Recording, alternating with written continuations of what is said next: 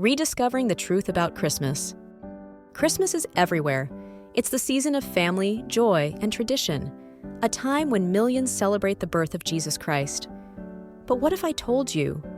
The Christmas story, as you know it, isn't entirely biblical. From the date to the setting, and even the characters, so much of what we celebrate today comes from centuries of tradition, not the Bible itself. Stay with me, because what we uncover today will change the way you think about Christmas forever. Let's start with the date, December 25th. It's the cornerstone of Christmas celebrations around the world.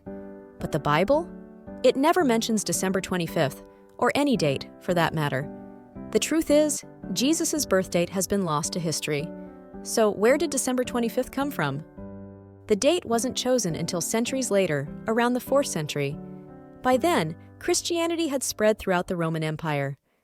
December 25th coincided with Saturnalia, a pagan festival celebrating the winter solstice.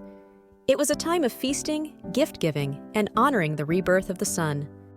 By aligning Jesus' birth with December 25th, early Christians replaced a pagan celebration with a Christian one, symbolizing the true light of the world, Jesus, being born into darkness.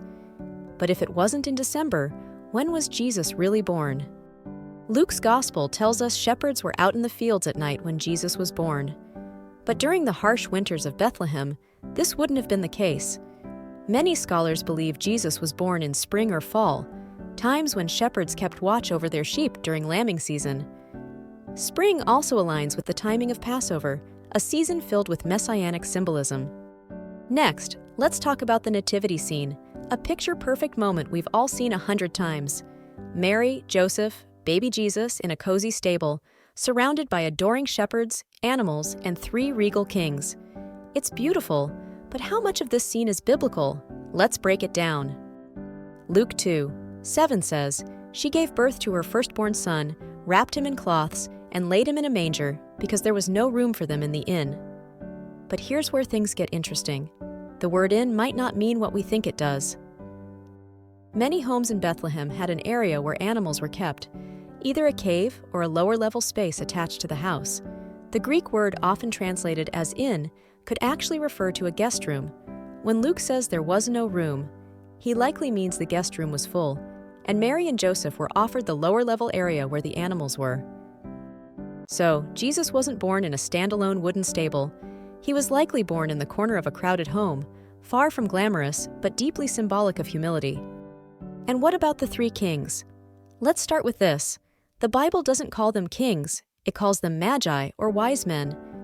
These were likely scholars or astrologers from Persia, following an extraordinary celestial event, a star that pointed them to the newborn king. But here's the catch. They didn't show up the night Jesus was born. Matthew's Gospel tells us they arrived much later, possibly up to 2 years after.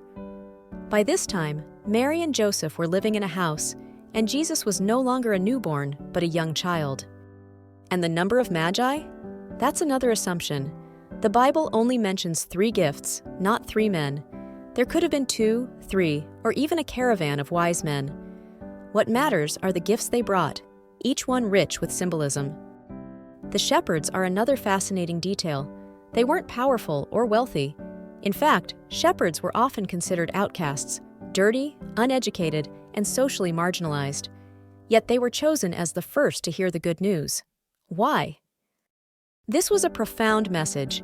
The Messiah had come for everyone, not just kings or the elite, but the humble and overlooked. It's a theme that echoes throughout Jesus' life and ministry. So, what does this all mean? When we strip away the traditions, the consumerism, and the pageantry, what we find is a story of unparalleled humility and hope. The birth of Jesus wasn't about grandeur. It was about God stepping into the world in the most unexpected way. A Savior born not in a palace, but in a humble corner of a crowded home. Announced not to kings, but to shepherds. It's a reminder that no matter who we are, this story is for us. This Christmas, let's go beyond the traditions and rediscover the truth of the Nativity. It's a story that calls us to humility, gratitude, and love, and that's a gift worth celebrating.